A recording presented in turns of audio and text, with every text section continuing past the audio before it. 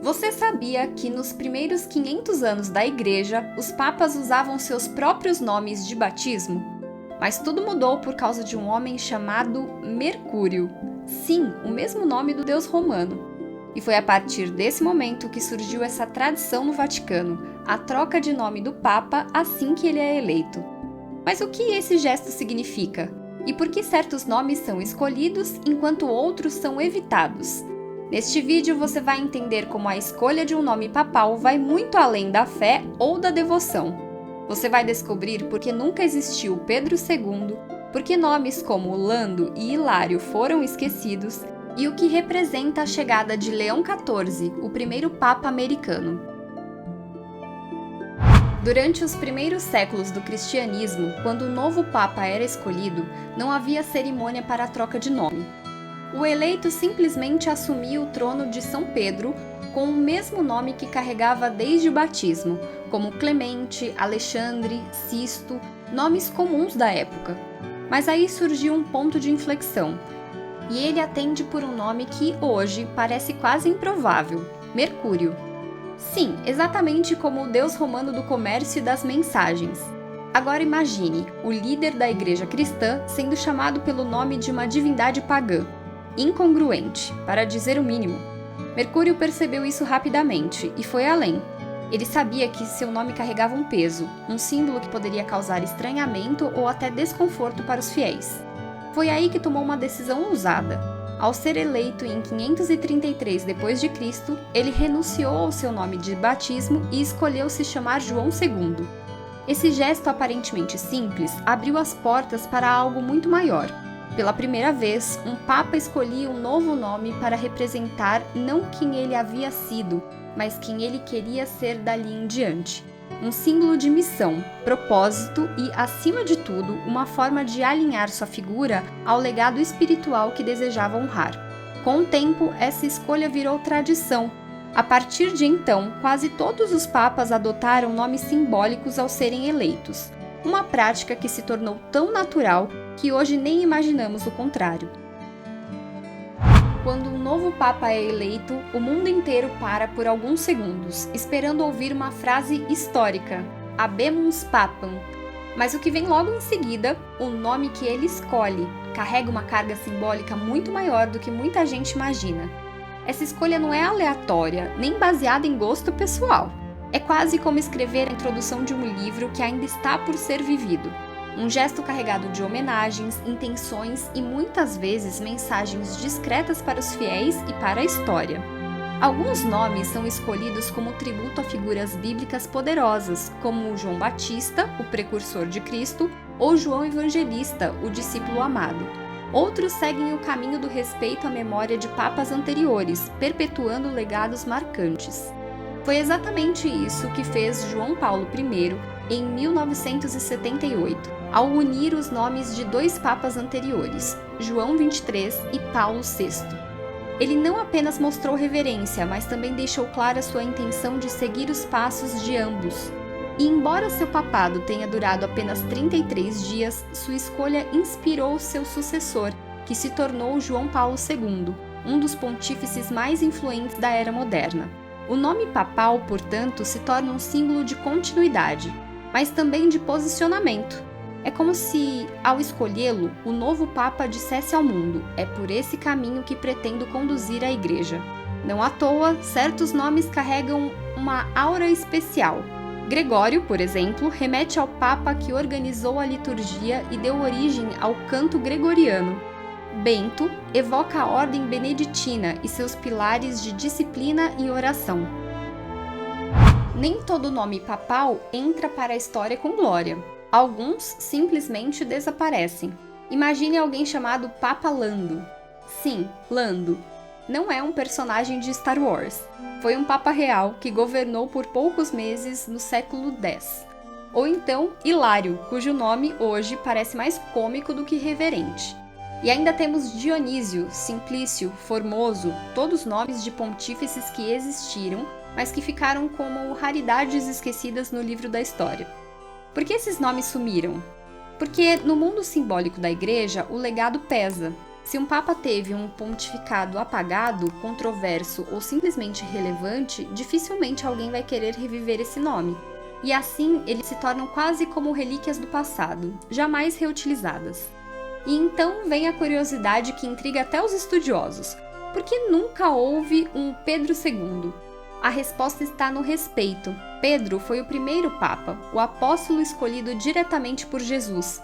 Carregar esse nome seria, para muitos, quase uma ousadia, como se alguém tentasse ocupar o mesmo patamar de um ícone insubstituível.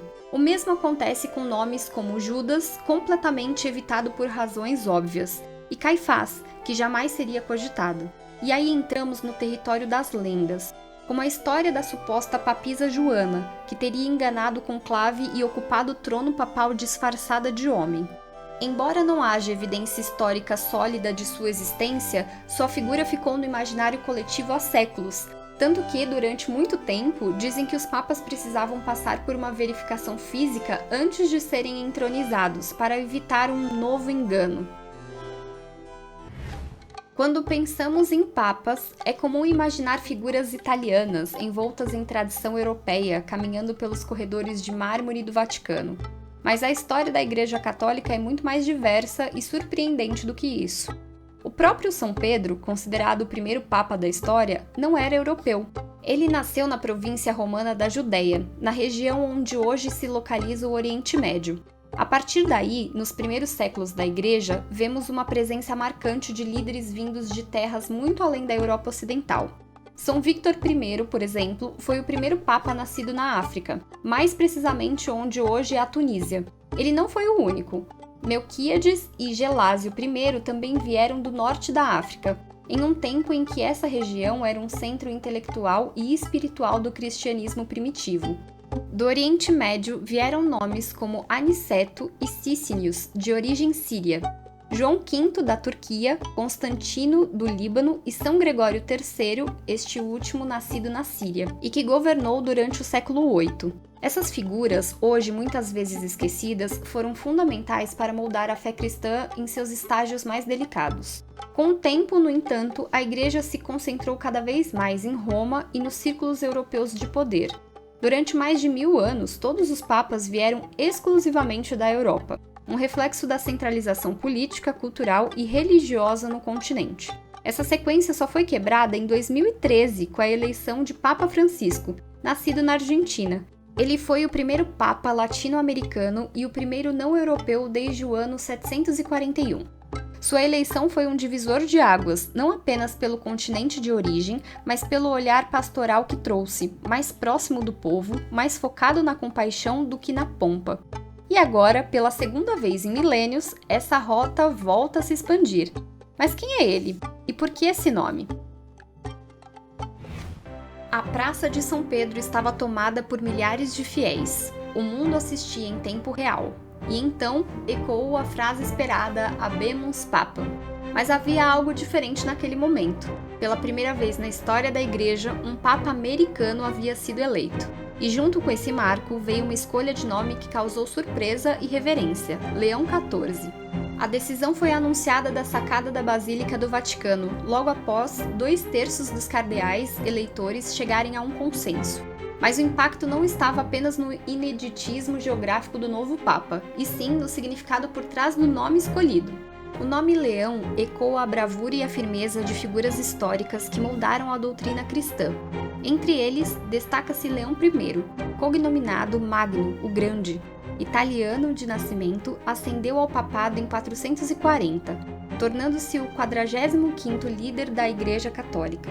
Seu pontificado notável o consagrou como o primeiro sucessor de Pedro a receber tal título. Em uma Roma assolada pela penúria, desigualdade e crenças pagãs, Leão I teria fomentado ações de benevolência. Sua influência se estendeu ao plano político quando, em 452, liderou uma comitiva romana para dialogar com Átila, temido líder huno, persuadindo-o a cessar a invasão da Península Itálica. A tradição narra que a retirada de Átila ocorreu após a visão dos apóstolos Pedro e Paulo, empunhando espadas, surgindo atrás de Leão, evento imortalizado nos afrescos das Salas do Vaticano de Rafael, solidificando fundamentos da teologia católica. Em 455, Leão I também atuou para mitigar a destruição de Roma pelos vândalos, uma tribo germânica oriental, liderados pelo rei Gensérico.